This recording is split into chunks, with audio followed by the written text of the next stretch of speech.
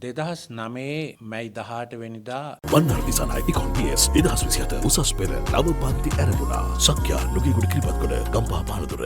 LTT නායක වේලුපිල්ලේ ප්‍රභාකරන් මරා දැමීමත් සමගම ශ්‍රී ලංකාවේ දශක 3කට ආසන්න කාලයක් පැවතිච්ච ඒ යුද ගැටුම් නිමාවට පත් වුණා. අපි අපේ හදපිරි භක්ත්‍යාදරයේ පිරිනමනවා අපගේ ආරක්ෂක හමුදාවන් වලට එම මානුෂීය මෙහෙයුමේදී හැකිතාක් සිවිල් ජීවිත බේරා ගනිමින් මේ රටේ ජනතාවට ලබා දුන් අභයදානය ගැන. මොකද මේ රටේ මිනිස්සු වසරකට 3000කට අධික පිරිසක් මේ ගැටුමෙන් මිය ගියා. ඒ වගේම අපේ අද විදේශවලට ණය ප්‍රමාණයක් තියෙනවා ඩොලර් බිලියන් 40කට ආසන්න. ඒ වගේ පස් ගුණයක් අපට සංවර්ධනයට අපේ අනාගතයට නැති වුණා. දසලක්ෂ ගණන් පිරිස් රටින් පලා ගියා. අද රටේ ජනගහනයෙන් 20%ක් විදේශ රටවල ජීවත් වෙන්නේ. සෑම සමාජ කොටසක්ම විශාල පීඩාවන් වලට ලක් වුණා. ඒ කලාපයේ යුද කලාපවල ජීවත් වෙච්ච ජනතාව සදාකාලික අනාථයෝ බවට පත් වුණා. සම්පූර්ණයෙන්ම ආපසු හරවන්න බැරි විදිහට ඒ ජනතාවන් වාර්ගික සංහාරයන් වලට ලක් වුණා. ඒ සියලු වේදනාත්මක අත්දැකීම් එක්ක තමයි අපි අනාගතේ කරා යන්නේ. කෙසේ නමුත්